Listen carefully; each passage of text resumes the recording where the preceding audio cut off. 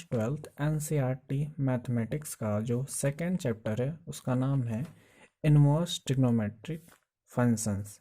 Inverse trigonometric function, इसमें जो trigonometric word use आया है उसका मतलब होता है ट्रिग्नोमेट्रिक रेशियो, जैसे sine theta, cos theta, tan theta, cot theta, sec theta.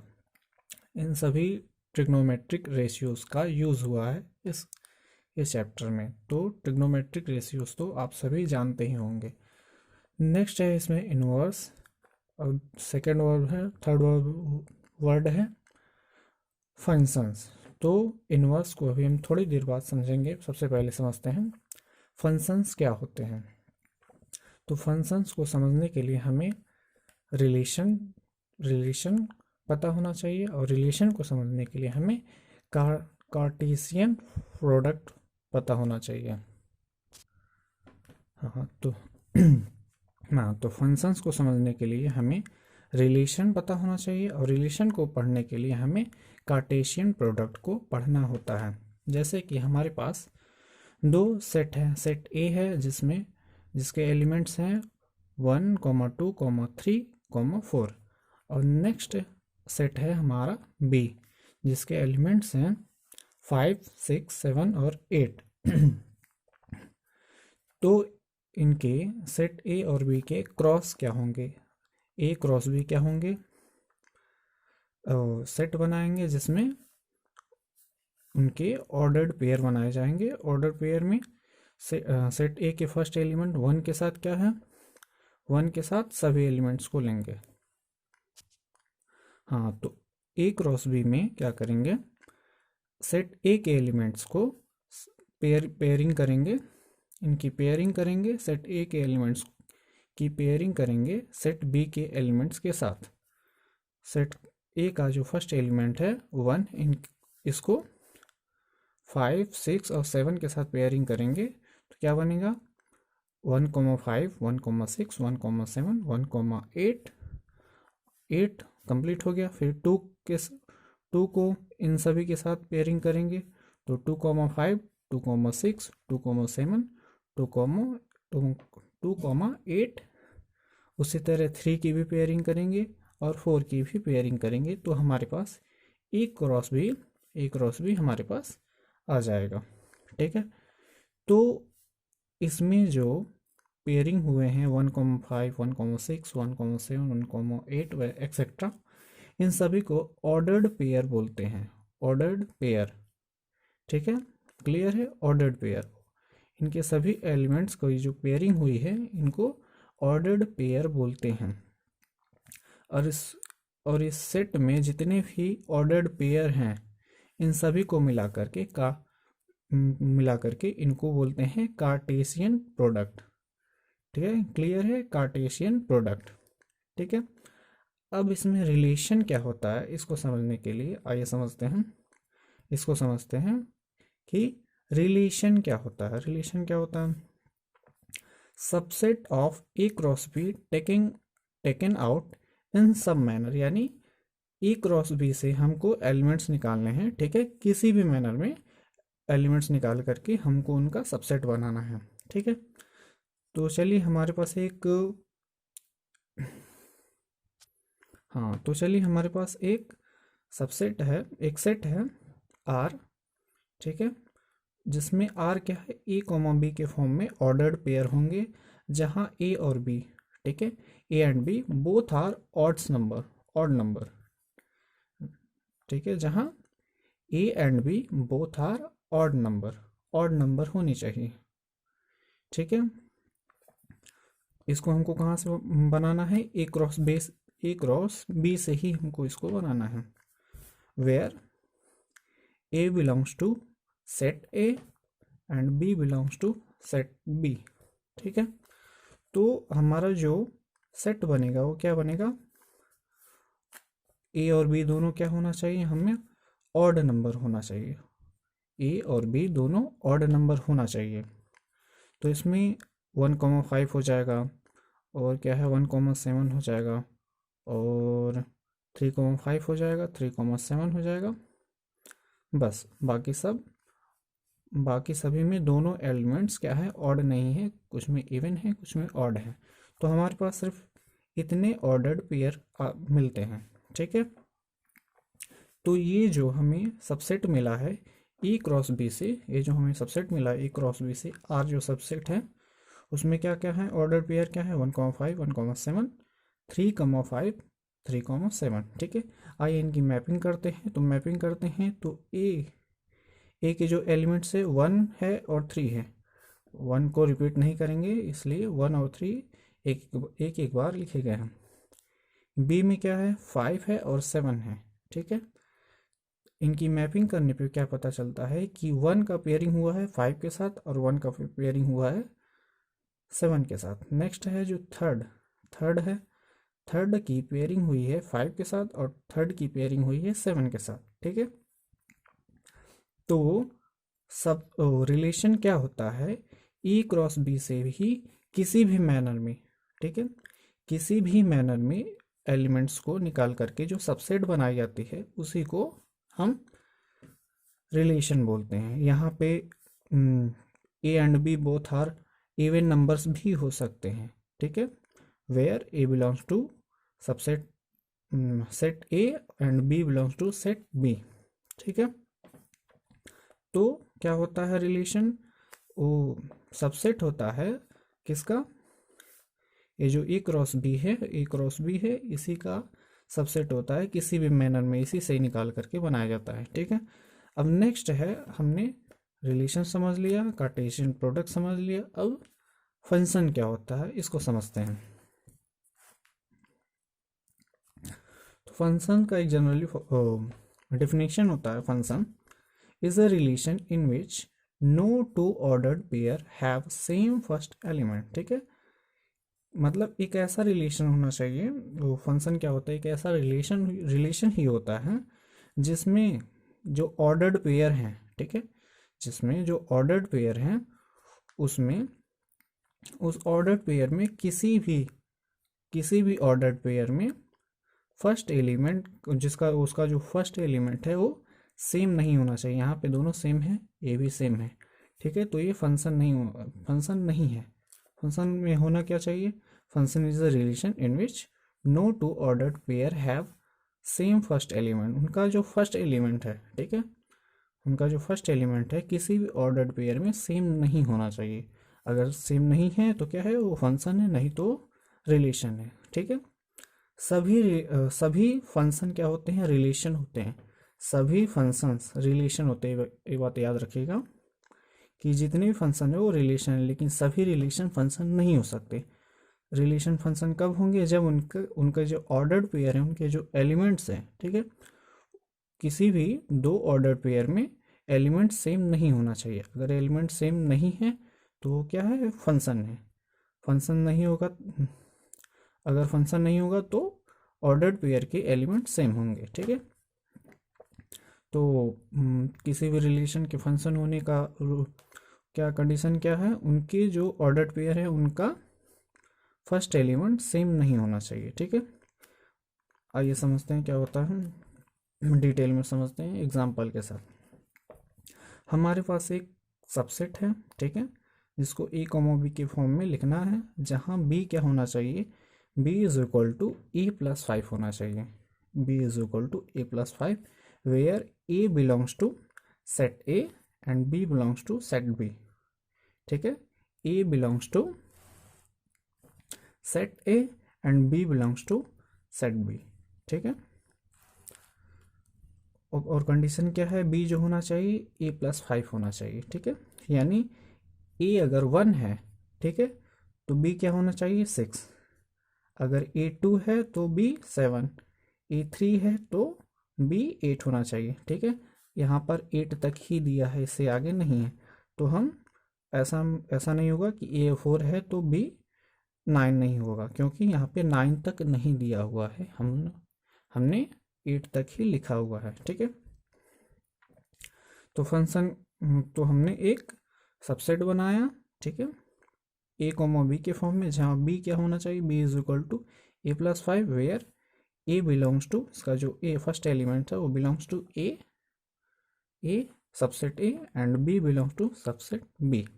ठीक है, इनकी मैपिंग करते हैं। ये जो फर्स्ट एलिमेंट्स हैं, ठीक है, फर्स्ट एलिमेंट को रखा गया यहाँ पे सेकेंड एलिमेंट यानी 6, 7 और 8। ठीक है, इनकी मैपिंग की गई।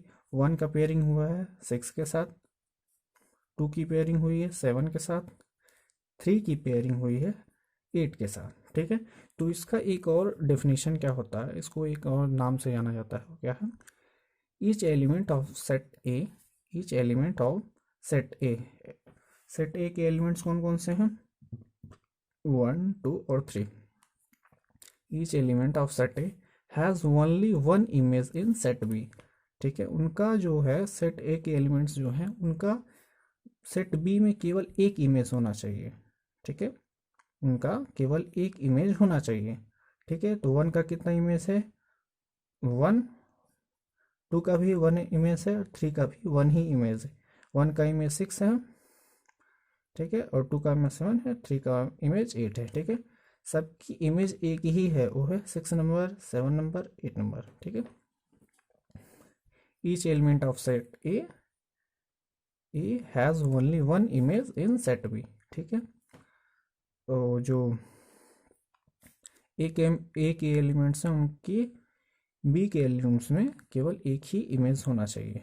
ठीक है, सेट बी में एक ही इमेज होना चाहिए।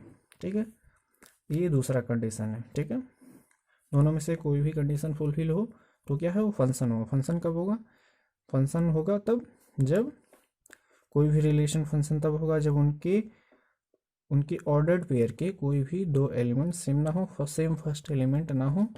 ठीक है, और एक और कंडीशन है क्या, each element of set A, each element of set A has only one image in set B. Set B में केवल एक ही इमेज होना चाहिए। ठीक है, आइए अब समझते हैं डोमेन, रेंज और कोडोमेन। कोडोमेन क्या है, डोमेन, रेंज और कोडोमेन। डोमेन क्या होता है, सेट ऑफ फर्स्ट एलिमेंट को हम डोमेन बोलते हैं। ठीक है, यहाँ पे ध्यान से देखें, सेट ऑफ फर्स्ट एलिमेंट क्या है, इसमें 1 है, 2 है, 3 है। ठीक है, तो सेट ऑफ फर्स्ट एलिमेंट को डोमेन बोलते हैं। इसको हम क्या बोलेंगे, डोमेन। ए जो है वो डोमेन है, 1, 2, 3। ठीक है, डोमेन के एलिमेंट्स क्या है, 1, 2 और 3। इसको प्री इमेज भी बोलते हैं। ठीक है, सेट ऑफ फर्स्ट एलिमेंट को डोमेन भी बोलते हैं, प्री इमेज भी बोलते हैं। ठीक है, इसमें जो सेकंड कंडीशन में यूज हुआ है इमेज। ठीक है, इमेज क्या होता है, set of second element is called range. ठीक है, रेंज क्या होता है, सेट ऑफ सेकंड एलिमेंट, जो सेकंड एलिमेंट है 6, 7 और 8, इनका जो सेट है 6, 7 और 8। ठीक है, इनका जो सेट बनेगा उसको हम रेंज बोलते हैं। ठीक है, इन्हीं रेंज को ही हम इमेज भी बोलते हैं। ठीक है, इमेज क्या होता है, set of second element. Set of second element को 2 नाम से जाना जाता है, एक इमेज है, एक रेंज है। ठीक है, चाहे इसको रेंज बोले चाहे इसको इमेज बोले। ठीक है, नेक्स्ट आता है कोडोमेन। अब कोडोमेन क्या होता है, जैसे हमारे पास एक कोई फंक्शन है जहाँ पे ए बिलोंग्स टू बी है। ठीक है, तो बी के सारे एलिमेंट, ठीक है, बी के सारे एलिमेंट को हम कोडोमेन बोलते हैं। ठीक है, जनरली कुछ लोग रेंज और कोडोमेन में थोड़ा सा कंफ्यूज हो जाते हैं। ठीक है, तो अगले एग्जांपल में हम बहुत अच्छे तरीके से समझ जाएंगे कि कोडोमेन और रेंज में क्या डिफरेंस है। ठीक है, रेंज क्या होता है, सेट ऑफ सेकंड एलिमेंट, और कोडोमेन क्या होता है, जो अगर कोई फंक्शन है ए बिलोंग्स टू बी, तो बी के सारे एलिमेंट, ठीक है, बी के सारे एलिमेंट का जो सेट होगा उसी को हम कोडोमेन बोलेंगे। हाँ हाँ, तो अब फंक्शन समझ में आ गया। अब फंक्शन की टाइप समझते हैं। जनरली फंक्शन के बहुत सारे टाइप हैं, लेकिन हम उन्हीं टाइप्स को पढ़ेंगे जिनका यूज़ हम इस चैप्टर में करने वाले हैं। ठीक है, मैपिंग के अकॉर्डिंग हम फंक्शन के टाइप्स को पढ़ेंगे। ठीक है, तो उसमें सबसे फर्स्ट हमने लिया है वन वन टाइप फंक्शन। इसको इंजेक्टिव फंक्शन भी बोलते हैं। ठीक है, वन वन टाइप, इसको इंजेक्टिव फंक्शन भी बोलते हैं। अब ये वन वन टाइप क्या है, मान लीजिए हमारे पास कोई फंक्शन है एफ एक्स है जो 2x है। ठीक है, हमारे पास कोई फंक्शन है f x is equal to 2x, ठीक है। एफ एक्स को ही हम y भी बोलते हैं, ये भी याद रखिएगा। एफ एक्स को ही हम y बोलते हैं, तो y is equal to 2x भी होगा, ठीक है। चाहे f x is equal to 2x बोले या फिर y is equal to 2x बोले, दोनों एक ही बात है, ठीक है। तो अगर इसमें x की वैल्यू 1 हो, ठीक है, अगर x की वैल्यू 1 हो तो y की वैल्यू क्या हो जाएगी, 2 हो जाएगी, ठीक है। अब इसको समझते हैं थोड़ा देर बाद। पहले इसके डिफिनेशन को समझते हैं। वन वन टाइप फंक्शन या इंजेक्टिव फंक्शन होता क्या है। Every element in domain has only one image in codomain B, ठीक है। Every element in domain, domain में जो एलिमेंट्स हैं, ठीक है, उनके जो जो एलिमेंट्स हैं, हैज़ ओनली वन इमेज, उनका केवल एक इमेज होना चाहिए किसमें, कोडोमेन बी में, ठीक है। यानी जो फर्स्ट जो डोमेन के जो एलिमेंट्स हैं उनका इमेज कोडोमेन में केवल एक ही इमेज होना चाहिए, ठीक है। केवल एक ही इमेज होना चाहिए डोमेन के कोडोमेन में केवल एक ही इमेज होना चाहिए, ठीक है। ठीक है, जैसे हमने यहाँ डोमेन में लिया 1 2 3 4, ठीक है। कोडोमेन में हमने ले लिया 2 3 4 5 6 7 8।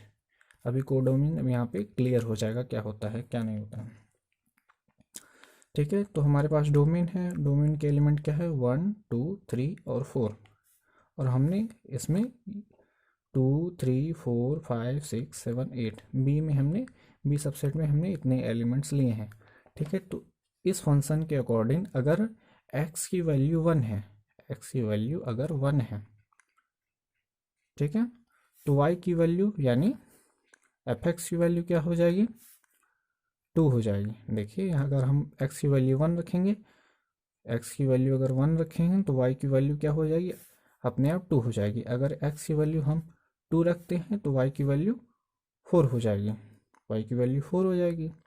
अगर 3 रखेंगे तो 6 हो जाएगी, 4 रखेंगे तो 8 हो जाएगी, ठीक है। तो इसमें क्या हो रहा है, every element in domain, domain में जो एलिमेंट्स हैं उनका कोडोमेन में, ठीक है, इसको कोडोमेन बोलते हैं, ठीक है। कोडोमेन में केवल एक ही इमेज है, ठीक है। अब इसमें कोडोमेन और रेंज में क्या फ़र्क है ये समझते हैं। जैसे यहाँ पे इसका जो कोडोमेन होगा, कोडोमेन, ठीक है, इसके जो सेट बनेंगे, कोडोमेन क्या होता है हम क्या बताए थे, एवरी एलिमेंट, ठीक है, every element in set B is called codomain, ठीक है। इसके सभी एलिमेंट को हम कोडोमेन बोलेंगे, और सेट ऑफ सेकेंड एलिमेंट को हम इमेज बोलते हैं, ठीक है। तो इसमें कोडोमेन क्या हो जाएगा, 2 3 4 5 6 7 एंड 8, ठीक है। तो ये हो गया कोडोमेन। और हमारा रेंज क्या होगा, इसमें रेंज क्या होगा, सेट ऑफ सेकेंड एलिमेंट।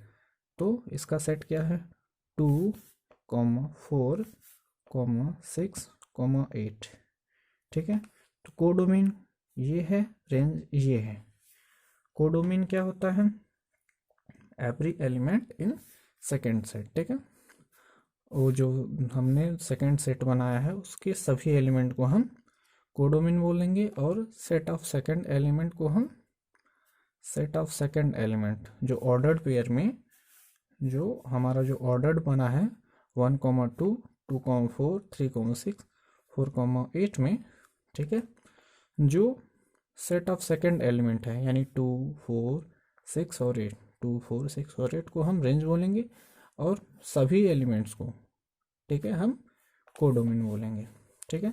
तो हमारा फंक्शन क्या बना, 1 2 2 4 3 6 4 8, ठीक है। तो ये हमारा एक सबसेट बना। ये सबसेट क्या है, एक फंक्शन भी है। कैसे, क्योंकि ऑर्डर्ड पेयर के कोई भी फर्स्ट एलिमेंट आपस में इक्वल नहीं है, ठीक है। यहाँ 1 है 2 है 3 है 4 है, ठीक है। फंक्शन होने के लिए क्या होना चाहिए, each element of set A has only one image, in set B में केवल एक ही इमेज है। और एक और डिफिनेशन क्या कहता है, function is relation in which no two order pair have same first element. इसमें फर्स्ट एलिमेंट किसी का भी फर्स्ट एलिमेंट सेम नहीं है, तो क्या है, एक फंक्शन है। वन टाइप फंक्शन या फिर इंजेक्टिव फंक्शन क्या होता है, every element in domain has only one image in codomain में केवल एक ही इमेज होना चाहिए। ठीक है, तो क्या हो जाएगा, वो एक वन टाइप फंक्शन हो जाएगा। तो एक वन टाइप फंक्शन है। नेक्स्ट है मेनी वन टाइप फंक्शन क्या होते हैं। मेनी वन टाइप हमारे पास एक फंक्शन है f x is equal to x square. ठीक है, यानी जब एक्स की वैल्यू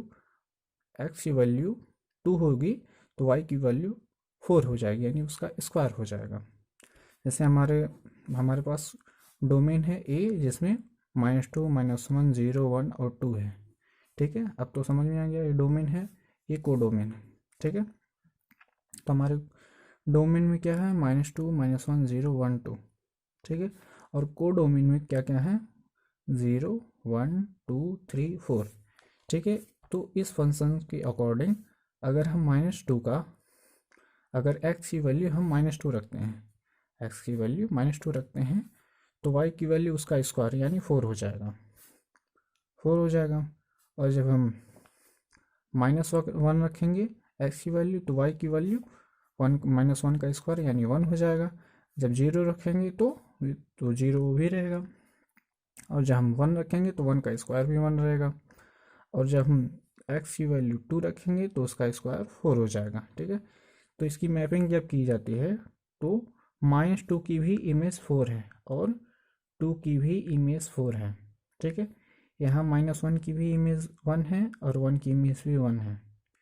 ठीक है, तो इसमें क्या होता है कि जो डोमेन के एलिमेंट्स हैं, ठीक है, कोई भी दो एलिमेंट्स, ठीक है, सेम इमेज बनाते हैं। ठीक है, जैसे -2 4, 2 भी 4 ही इमेज बना रहा है, 4 को ही अपना इमेज बना रहा है, -2 भी 4 को ही अपना इमेज बना रहा है। ठीक है, तो इस टाइप के जो फंक्शन होंगे उनको मेनी वन फंक्शन बोलते हैं। ठीक है, फंक्शन क्या हो गया, -2, 4, -1, 1, 0, 0, -1, सॉरी 1, 1, 2, 4। ठीक है, one type injective function, many one function. Next समझते हैं। नेक्स्ट हमारे पास है ऑन्टो फंक्शन। ऑन्टो फंक्शन को हम सब्जेक्टिव फंक्शन भी बोलते हैं। ठीक है, इसका डेफिनेशन क्या होता है, ए फंक्शन, जहाँ एक फंक्शन है जहाँ x बिलोंग टू y। ठीक है, इससे टू बी ऑन्टो फंक्शन। एक फंक्शन ऑन्टो फंक्शन तब कहा जाएगा if every element of y के सारे element is image of some element. ठीक है, यानी जो हम कोडोमेन हो, जो यहाँ पे जो डोमेन है और कोडोमेन है, जो कोडोमेन है, ठीक है, वो किसी ना किसी एलिमेंट का इमेज होना चाहिए। ठीक है, जैसे -2 1 का इमेज है, 4 2 का इमेज है, 6 3 का इमेज है, 8 4 का इमेज है। ठीक है, हमारे पास एक फंक्शन है f x is equal to 2x, या वाई यानी y is equal to 2x होगा। यानी अगर हमारे पास x की वैल्यू 1 है तो उसमें 2 की मल्टीप्लाई करेंगे तो y की वैल्यू आ जाएगी। अगर x की वैल्यू 2 है तो y की वैल्यू 4 हो जाएगी। x की वैल्यू 3 है तो y की वैल्यू 6 हो जाएगी। x की वैल्यू 4 है तो y की वैल्यू 8 हो जाएगी। ठीक है, तो हमारे जो डोमेन है उसमें कौन कौन से एलिमेंट है, 1 2 3 4 5, और जो कोडोमेन है उसमें 4 2 4 6 और 8। ठीक है, तो इसमें हम क्या होता है कि जो कोडोमेन के जितने भी एलिमेंट्स होते हैं वो डोमेन में किसी न किसी की इमेज होते हैं। ठीक है, इससे मतलब नहीं इसमें कितने एलिमेंट्स बच रहे हैं, लेकिन जो कोडोमेन है उसमें जितने भी एलिमेंट्स हो किसी न किसी एलिमेंट की इमेज होना चाहिए, तभी वो ऑन्टो फंक्शन होगा, यानी सब्जेक्टिव फंक्शन। ठीक है, सब्जेक्टिव फंक्शन इस f x is equal to 2x के अकॉर्डिंग इसका जो फंक्शन बनेगा वो क्या बनेगा, 1, 2, 2, 4, 1, 2, 2, 4, 3, 6, 4, 8। ठीक है, तो ये एक फंक्शन बन गया। हाँ हाँ, तो अब हमने समझ लिया इन्वर्स ट्रिग्नोमेट्रिक फंक्शन में फंक्शन क्या होता है और ट्रिग्नोमेट्रिक रेशियो तो आप जानते हैं। अब जानते हैं इन्वर्स, इसका इन्वर्स क्या है। ठीक है, तो अब स्टार्ट होता है हमारा सही में, अब हमारा सही में चैप्टर। ठीक है, यहाँ से स्टार्टिंग होती है अब हमारे 12th की जो सेकंड चैप्टर है इन्वर्स ट्रिग्नोमेट्रिक फंक्शन उसकी। ठीक है, तो उसका किसी भी फंक्शन का इन्वर्स होने के लिए कुछ रूल होते हैं। ठीक है, a function is a defined to be invertible. ठीक है, कोई भी फंक्शन कब इन्वर्टिबल होगा यानी उसका इन्वर्स कब हो सकता है, if there exist a function g where Y belongs to x. ठीक है, हमारे पास कोई फंक्शन एफ है जहाँ एक्स बिलोंग्स टू वाई है। ठीक है, तो वो इन्वर्टिबल होगा कब, जब वहाँ पे एक और फंक्शन क्या होगा, एग्जिस्ट होगा, एग्जिस्ट करेगा, एक और फंक्शन एग्जिस्ट करेगा जी। ठीक है, जहाँ पे वाई हो, वाई जो होगा वो बिलोंग करेगा एक्स से। ठीक है, यानी जस्ट इसका उल्टा हो जाएगा। जैसे हमारे पास साइन 45 डिग्री की वैल्यू होती है 1। ठीक है, सॉरी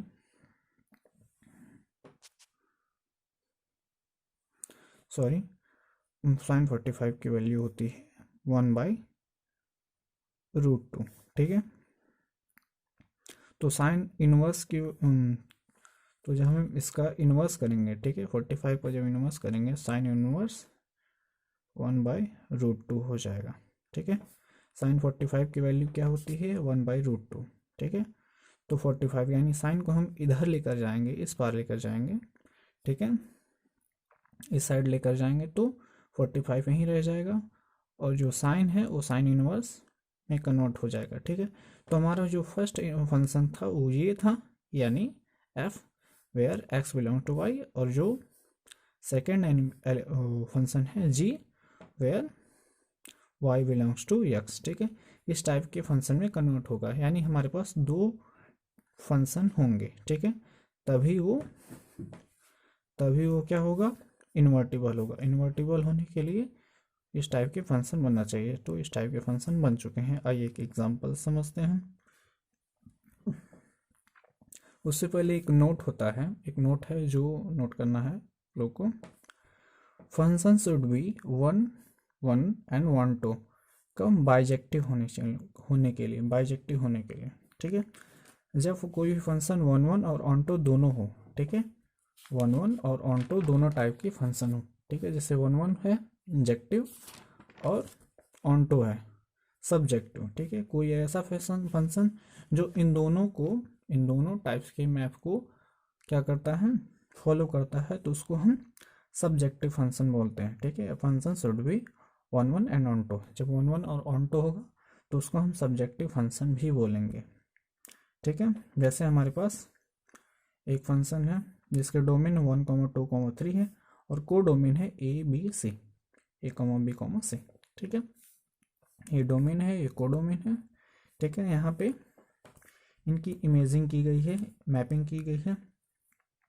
1 का इमेज है, 1 का इमेज ए है, 2 का इमेज बी है, 3 का इमेज सी है। ठीक है, तो जनरली तो ये था, लेकिन जब इसका इन्वर्स किया जाएगा, ठीक है, तो जस्ट ये इसका उल्टा हो जाएगा। ठीक है, तो कोई भी फंक्शन इन्वर्टिबल होने के लिए 1 1 और ऑन टू दोनों होना चाहिए। जब 1 1 और ऑन टू दोनों होगा तो उसको बाइजेक्टिव फंक्शन बोलेंगे। ठीक है, लेट्स हैव एन एग्जांपल। हमारे पास एक एग्जांपल है जिसकी डोमेन क्या है, एक फंक्शन है जिसकी डोमेन है 1 2 3 और उसकी को डोमेन है ए बी सी। ठीक है, इसकी मैपिंग की जाती है तो क्या होता है, 1 का ए के साथ पेयरिंग की जाती है, 2 का बी के साथ, 3 का सी के साथ। ठीक है, पेयरिंग की गई। ठीक है, तो ये क्या है, एक बाइजेक्टिव फंक्शन है। बाइजेक्टिव फंक्शन क्या होता है, 1 1 और ऑन टू दोनों रूल को फॉलो करता है। 1 1 क्या होता है, एक बार और रिवाइज कर लेते हैं। Every element in domain has only 1 image. ठीक है, जो को डोमेन में है वो एवरी एलिमेंट ऑफ डोमेन के सभी एलिमेंट्स क्या हो, तो एक को डोमेन में केवल एक इमेज बनाते हो। ये 1 1 हो गया। और ऑन टू क्या है, a function is said to be onto if every element of y is image of some element, ठीक है। वाई के सभी एलिमेंट किसी न किसी की इमेज होना चाहिए, ठीक है। जब दोनों रूल को मिला देंगे, दोनों रूल को मिक्स कर देंगे, तो हमारा एक 1 1 और 2 को जब मिला देंगे तो जो फंक्शन बनेगा उसको बाइजेक्टिव बोलेंगे। और देखिए उन दोनों रूल को फॉलो कर रहा है, ठीक है। इसमें क्या है, इसके भी सारे जितने एलिमेंट हो किसी न किसी के इमेज हैं, ठीक है। और इसमें जो एलिमेंट है वो सभी की कुछ ना कुछ इमेज है, ठीक है। तो ये 1 1 और ऑन 2 है दोनों, ठीक है। तो ऑन 1 और ऑन 2 जब दोनों होगा तो ही इसका इन्वर्स हो सकेगा, ठीक है। क्योंकि कोई भी एलिमेंट बचना नहीं चाहिए, ठीक है। सबका इन्वर्स होना चाहिए, ठीक है। जब इन्वर्स होगा तो सब सारे के सारे एलिमेंट ऑक्यूपाई होना चाहिए। जैसे एफ इनवर्स ए है इज इक्वल टू 1 होगा, इसका जस्ट इनवर्स 1 हो जाएगा, बी का इनवर्स 2 हो जाएगा, सी का इनवर्स 3 हो जाएगा, ठीक है। तो हमारा जो नेक्स्ट फंक्शन बनेगा इनवर्स का वो f inverse is equal to, तो ये हमारा डोमेन बन जाएगा और ये कोडोमेन बन जाएगा, समझ। आइए तो हम फंक्शन के बारे में समझते हैं। फंक्शन होने के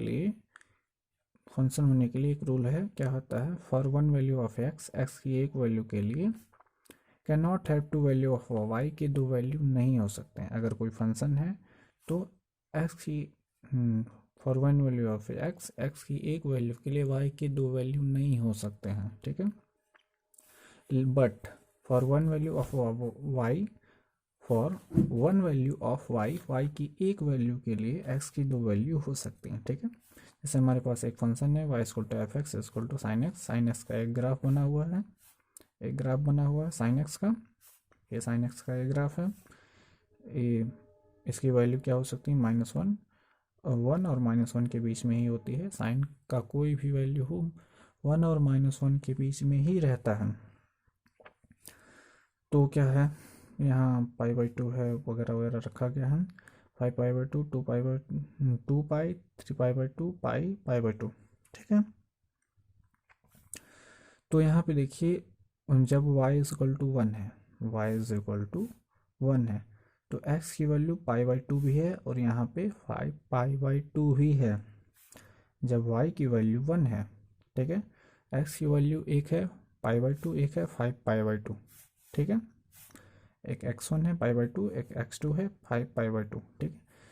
यहाँ पे साइन π/2 की वैल्यू भी 1 होती है, 1 होती है, और 5π/2 की भी वैल्यू, साइन 5π/2 की वैल्यू ही 1 ही होती है, ठीक है।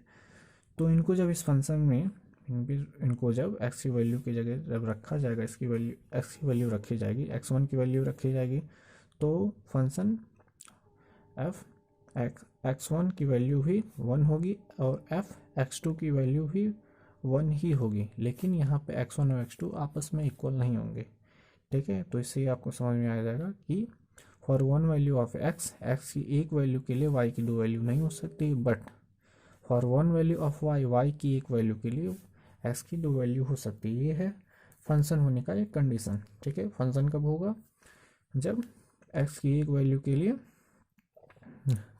y की दो वैल्यू नहीं हो सकती और y की एक वैल्यू के लिए x की दो वैल्यू हो सकती है। तो क्या है, वो एक फंक्शन है, ठीक है। कोई भी फंक्शन इन्वर्टिबल कब होगा, जब वो बाइजेक्टिव होगा। बाइजेक्टिव तब होगा जब फंक्शन 1 1 और 1 2 दोनों हो, ठीक है। आइए देखते हैं कि 1 1 और 1 2 यानी बाइजेक्टिव है या नहीं। ये जो साइन एक्स का ग्राफ है वो बाइजेक्टिव है या नहीं, इसका ग्राफिंग करते हैं। -π/2, 0, π/2, पाई, 3π/2, 2π, 5π/2, ठीक है। इसकी रेंज क्या हो सकती है, साइन की वैल्यू हमेशा 1 और -1 के बीच में ही होती है, -1 और 1 के बीच में ही। -1, 0, 0.5 भी हो सकती है, 0.7 भी हो सकती है, 0.9 भी हो सकती है और 1 भी हो सकती है, ठीक है। तो ये सारी वैल्यू साइन की हो सकते हैं, ठीक है। तो ये हमारा डोमेन है, ये हमारा कोडोमेन है। तो साइन की वैल्यू x1 की वैल्यू π/2 के लिए के लिए y की वैल्यू कितनी है, 1, यानी π/2 1 के साथ इमेज बनाएगा। 5/2 के लिए भी y की वैल्यू 1 ही है, यानी 5/2 भी 1 के साथ ही इमेज बनाएगा, ठीक है। ये इमेज समझ में आ रहा है। 5/2 के लिए भी y की वैल्यू 1 है, 5 पाई/2 के लिए भी y की वैल्यू 1 है, यानी ये दोनों एक 1 के साथ इमेज बना रहे हैं। ठीक है, तो ये किस टाइप का फंक्शन है, ये किस टाइप का फंक्शन है, ये यहाँ पे हम बताए थे मिनी वन टाइप का ये फंक्शन है। ठीक है, मिनी वन में क्या होता है कि जो डोमेन के एलिमेंट्स होते हैं और कोडोमेन के एलिमेंट्स होते हैं, जो डोमेन के कोई भी दो एलिमेंट कोडोमेन के एक ही एलिमेंट के साथ इमेज बना सकते हैं। ठीक है, जैसे यहाँ पे 4 है, 2 के साथ भी इमेज बनाया है, -2 के साथ भी इमेज बनाया है, सेम कंडीशन यहाँ पे भी हुई है। 5/2 भी 1 के साथ इमेज बना रहा है, 5 पाई/2 भी 1 के साथ इमेज बना रहा है, और 5 पाई/2 भी 1 के साथ इमेज बना रहा है। ठीक है, तो एक 1 और एंड ऑन टू फंक्शन नहीं है, function should be 1 and on to for bijective function to be bijective function होने के लिए इस रूल को फॉलो करना है। लेकिन ये क्या है, मेनी वन टाइप फंक्शन है। ठीक है, तो sin x is not bijective function. अब ये फंक्शन बाइजेक्टिव है ही नहीं, तो इसका इन्वर्स कैसे किया जाएगा, ये फंक्शन बाइजेक्टिव है ही नहीं तो इसका इन्वर्स कैसे किया जाएगा। ठीक है, तो हम इसको बाइजेक्टिव बनाएंगे, इस फंक्शन को आइए हम बाइजेक्टिव बनाते हैं।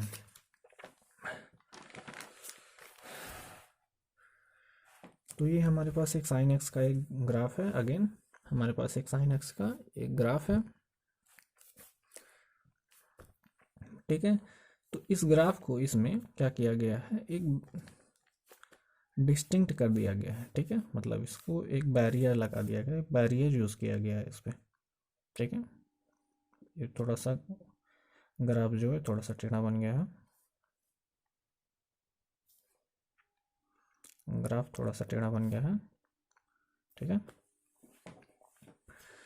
तो यहाँ पे इस sin x के ग्राफ में हम बैरियर यूज करेंगे एक π/2 -π/2। ठीक है, तो इसको -π/2 और π/2 के अंदर ही इस ग्राफ को हम डिस्टिंक्ट कर देंगे, यानी रोक देंगे। ठीक है, उसके आगे हम इस ग्राफ को नहीं बढ़ने देंगे। ठीक है, तो इस वाले में देखिए, इस वाले, ठीक है, इस एरिया में देखिए क्या होता है कि जब अब इस एरिया में देखने पे क्या होता है, अब क्या है, x की एक वैल्यू के लिए y की भी एक ही वैल्यू है। ठीक है, x की एक वैल्यू के लिए y की भी एक ही वैल्यू है। ठीक है, पिछले वाले में क्या हो रहा था, y की एक वैल्यू के लिए x की दो वैल्यू हो सकती थी, लेकिन इसमें क्या है, y की एक वैल्यू के लिए x की भी एक ही वैल्यू होगी। ठीक है, जैसे यहाँ पे ले लेते हैं y की वैल्यू, मान लीजिए यहाँ पे कोई है, तो x की वैल्यू भी वहाँ 1 एक ही होगी, कोई भी एक ही होगी, दो वैल्यू नहीं हो सकती। ठीक है, क्योंकि हमने यहाँ पर डिस्टिंक्ट कर दिया, इस ग्राफ को डिस्टिंक्ट कर दिया है, बैरियर लगा दिया गया है। ठीक है, तो अब क्या है, इसकी रेंज क्या है, -π/2 से लेकर के π/2 तक ही इसको, इसके डोमेन को हम लोग रोक दिया गया है। इसकी वैल्यू क्या हो सकती है, -1 से लेकर के 1 तक, यानी -1 0 1 ये सब हो सकते हैं इसकी वैल्यू। ठीक है, साइन की वैल्यू यहीं तक होती है। तो क्या होता है कि अगर साइन x जो है, अगर x की वैल्यू -π/2 है, अगर x की वैल्यू, यहाँ पे x की वैल्यू है -π/2 है, तो y की वैल्यू क्या होगी, यहाँ पे -1 होगा, यहाँ पे 1 होगा। तो अगर x की वैल्यू -π/2 है तो y की वैल्यू 1 हो जाएगी। ठीक है, यानी -1 π/2 के साथ इमेज बनाएगा, और जब x की वैल्यू 0 होगी तो y की भी वैल्यू 0 होगी। ठीक है, क्योंकि साइन 0 का मान 0 होता है, और जब x की वैल्यू π/2 है तो y की वैल्यू 1 हो जाएगी। ठीक है, तो -1 -π/2 के साथ इमेज बनाएगा, 0 0 के साथ इमेज बनाएगा, और 1 π/2 के साथ इमेज बनाएगा। ठीक है, अब इसमें देखिए क्या है, अब ये फंक्शन क्या हो गया, 1 1 ऑन टू हो गया। ठीक है, वन वन एंड ऑनटो होना चाहिए था बाइजेक्टिव होने के लिए। अब ये फंक्शन क्या हो गया, अब एक बाइजेक्टिव फंक्शन बन गया है, ठीक है, क्योंकि ये वन वन रूल को भी फॉलो कर रहा है, वन वन टाइप के फंक्शन भी है और ऑनटो टाइप का भी फंक्शन है, यानी इंजेक्टिव और सब्जेक्टिव दोनों टाइप का फंक्शन है। पिछले अभी कुछ देर पहले पढ़ा है हमने क्या, बाय इंजेक्टिव और सब्जेक्टिव फंक्शन क्या होता है, ठीक है। तो हमारा जो सबसेट बनेगा वो क्या होगा, -1 किसके साथ पेयरिंग करेगा, -1 किसके साथ पेयरिंग करेगा, -π/2 के साथ, 0 0 के साथ, 1 π/2 के साथ पेयरिंग करेगा। तो ये हमारा फंक्शन आ गया, ठीक है। अभी क्या हो गया, अभी जो है साइन एक्स का जो ग्राफ है वो बाइजेक्टिव बन गया, यानी अब हम इसका इन्वर्स निकाल सकते हैं, ठीक है। तो जो तो यहाँ से हमारा चैप्टर स्टार्ट होता है। तो क्या है, अभी हमारा फॉर्मूला बन गया इन्वर्स करने के बाद, ये हमारे पास फॉर्मूले आ गया, ठीक है। साइन इन्वर्स का जो डोमेन है -1 to 1 क्लोज इंटरवल, और इसकी रेंज क्या है, क्लोज इंटरवल -π/2 से π/2, ठीक है। कॉस इन्वर्स का क्या हो गया, domain close interval -1 to 1 close interval, और इसका रेंज क्या है 0 to π, ठीक है। इसी तरह बाकी फॉर्मूले बने हैं। यहाँ पे क्या है, इसका मतलब क्या है, हम π/2 को छोड़ देंगे, ठीक है। π/2 को छोड़ करके बाकी सभी क्लोज इंटरवल 0 to π, यानी 0 to π को तो हम लेंगे लेकिन π/2 को छोड़ देंगे इसमें। उसी तरह इसमें 0 को छोड़ देंगे, क्योंकि कभी भी जब सेक क्या कहते हैं, हाँ, जो सेक π/2 का जो वैल्यू होता है वो कितना होता है, इनफाइनाइट में आने लगेगा इसका आंसर इनफाइनाइट में आने लगेगा, इसलिए हम इसको यहाँ पे 0 को छोड़ देते हैं, यहाँ पे π/2 को छोड़ देते हैं, ठीक है। आइए इस पे एक एग्जांपल करते हैं, इस पे एक क्वेश्चन करते हैं। तो हमारे पास एक एग्जांपल है क्वेश्चन करते हैं, सॉल्व करना है इसको। साइन इनवर्स 1/√2, ठीक है, साइन इनवर्स 1/√2 है, इसको हमको सॉल्व करना है, ठीक है। तो हम जानते हैं साइन π/4 की वैल्यू क्या होती है, 1/√2, 1/√2, ठीक है। 1/√2 की जगह पे हम साइन π/4 रख देते हैं, साइन π/4, ठीक है। तो यहाँ पे साइन इनवर्स है, तो ये हट जाएंगे, तो हमारे पास क्या आ जाएगा, π/4। ध्यान रखिएगा इन दोनों को कैंसिल आउट नहीं किया जाता है, वो साइन इनवर्स और साइन आपस में हट जाते हैं, ठीक है। तो π/4, ठीक है। ये इसके रेंज में आ रहा है कि नहीं, देखें, ये देखते हैं, -π/2 यानी क्लोज इंटरवल -π/2 को भी लेंगे और π/2 को भी ले सकते हैं, ठीक है। तो ये इन दोनों के बीच में आ जाएगा π/4, ठीक है, यही होता है रेंज। हमारे पास एक और क्वेश्चन है, कॉट इनवर्स -1/√3, ठीक है। इसको सॉल्व करते हैं, कॉट इनवर्स -1/√3, ये हमारा क्वेश्चन है। तो जो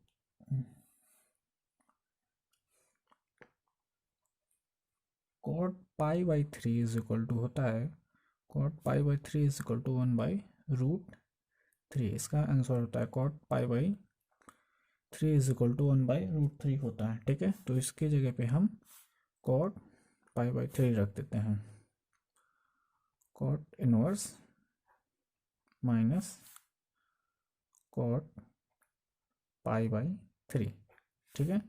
तो यहाँ से इसका मतलब ये नहीं है, तो यहाँ से क्या होगा, cot हट जाएगा, तो क्या हो जाएगा वैल्यू इसकी -π/3, ठीक है।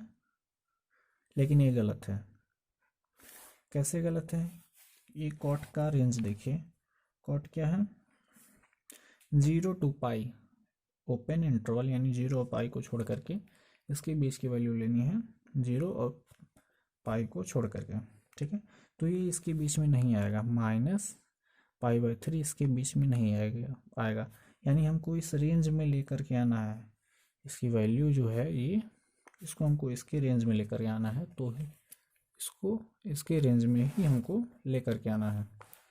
ठीक है, कॉट का रेंज क्या है,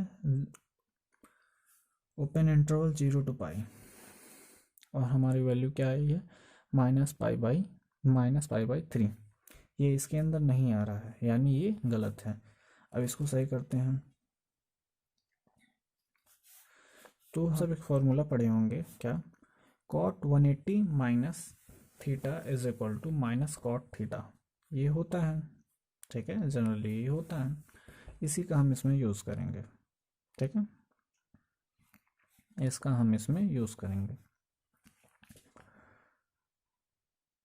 कॉट इनवर्स, और हम यहाँ माइनस कॉट π/3 की जगह पे क्या रख देंगे हम, ये यानी कॉट 180 की जगह पे हम पाई रख देते हैं। ठीक है, माइनस थीटा की जगह पे क्या है, π/3। ठीक है, π/3 है, इसको हम रख देते हैं। यहाँ पे एक ब्रैकेट बना दिए ये वाला, ताकि कंफ्यूजन ना हो। अब क्या है, इसको सॉल्व करते हैं। कॉट इनवर्स कॉट, इसको सॉल्व करेंगे 3 यानी 2π/3, ये होगा ना, इसमें से सब्ट्रैक्ट हो जाएगा तो 2π/3 हो जाएगा। अब यहाँ से ये कॉट इनवर्स कॉट हट जाएंगे तो क्या बचेगा, 2π/3। अब 2π/3 इसकी रेंज में आ रहा है कि नहीं, हाँ आ जाएगा। ठीक है, 0 ओपन इंटरवल 0 to पाई, यानी 0 और पाई को छोड़ करके बाकी बीच की वैल्यू। ठीक है, तो इसकी वैल्यू क्या होगी, 2 180/3 2 6 यानी 120 डिग्री। तो 120 डिग्री इसके बीच में आ जाएगी, 0 और पाई, यानी 0 से लेकर के 80 के बीच, 180 180 के बीच में इसकी वैल्यू आ जाएगी। ठीक है, सॉरी सी नहीं रहेगा, 120 डिग्री। ठीक है, 120 डिग्री, तो ये इसका आंसर है। अब इसी के बेसिस पे हमारा जो एक्सरसाइज है 2.1, इसका सारे क्वेश्चन सॉल्व हो जाएंगे। ठीक है, इसके नेक्स्ट वीडियो हम अगले सेशन में लेकर आएंगे।